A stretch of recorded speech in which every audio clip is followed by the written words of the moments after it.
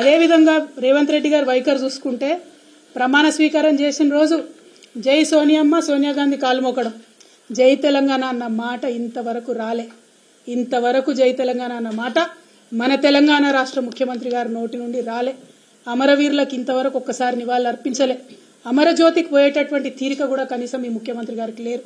దయచేసి తెలంగాణ ప్రజలు ఒక్కసారి ఇటువంటి ముఖ్యమంత్రి కేసీఆర్ గారి మీద ఆరోపణ చేస్తూ ఉంటే ఆయన నీతి ఏంది, ఆయన నైజం ఏంది, ఆయన వైఖరి ఏంది, ఆయన యొక్క లక్ష్యం ఏంది, అల్టిమేట్గా ఒక్కసారి మీరు ఆలోచన చేయాలి. జై తెలంగాణ అనడానికి తీరిక లేనటువంటి వ్యక్తి, అమరవీరులకు నివాళులు ఇర్పించడానికి తీరిక లేనటువంటి వ్యక్తి ఆంధ్రజ్యోతి పత్రికాధిపతి ఇంటికి పోయి ముఖ్యమంత్రి హోదా మర్చిపోయి ఈయన వెయిట్ చేస్తాడు, ఆయన రాడు. మీరు తాకట్టు పెడుతున్నది తెలంగాణ ప్రజల యొక్క గౌరవం.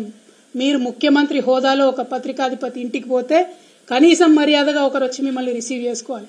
మాకు మీరు తెలంగాణ ముఖ్యమంత్రిగా ముఖ్యమంత్రి హోదాను తగ్గించడం తెలంగాణ ప్రజలుగా మేము బాధపడతా ఉన్నాం.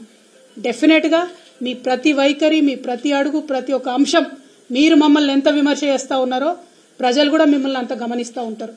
అయినా ఒక పని జరిగిపోయింది, ఎలక్షన్ రిజల్ట్ వచ్చింది, ఇవాళ మీరు అధికారంలో ఉన్నారు. మిమ్మల్ని సూటిగా ఒక ప్రశ్న అడుగుతా ఉన్నాం. ఎస్, అసెంబ్లీలో పూలే విగ్రహం పెట్టాలని వాళ్ళు నేను డిమాండ్ చేస్తా ఉన్నా. నేను 10 ఏళ్లు బీఆర్ఎస్ ప్రభుత్వం ఉన్నప్పుడు మా ప్రభుత్వాన్ని ఎప్పుడు నేను అడగలేదు కాబట్టి వాళ్ళు పెట్టలేదు. ఇవాళ నేను మిమ్మల్ని అడుగుతా ఉన్నా, సుత్తి లేకుండా సూటిగా ఒకటే జవాబు చెప్పండి. పూలే విగ్రహం అసెంబ్లీలో పెడతారా, పెట్టారా? Simple as that. మిగతా అంశాలు మీరు అభివృద్ధి గురించి మాట్లాడొద్దన్నారు కాబట్టి ఆ డెడ్ లైన్లు చెప్తలేను. కానీ కొన్ని రాజకీయపరమైనటువంటి అంశాలు, బీసీ డిక్లరేషన్ వచ్చి మీరు మా కామారెడ్డిలో చేసినారు. ఆనాడు మీరేం మాట్లాడినరు?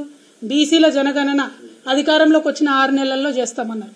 ఆల్రెడీ 2 నెలలు గడిచిపోయినాయి. ఇంతవరకు మీరు కనీసం ఆర్డర్ కూడా ఇవ్వలే. నా మాటనే జీవో అంటారు కదా, మరి నా మాటనే జీవో అంటే ఈ పాటికి పని ప్రారంభం అయి ఉండాలి. ఎందుకు అవ్వలేదు పని ప్రారంభం? బీసీలు అంటే గౌరవం లేదా?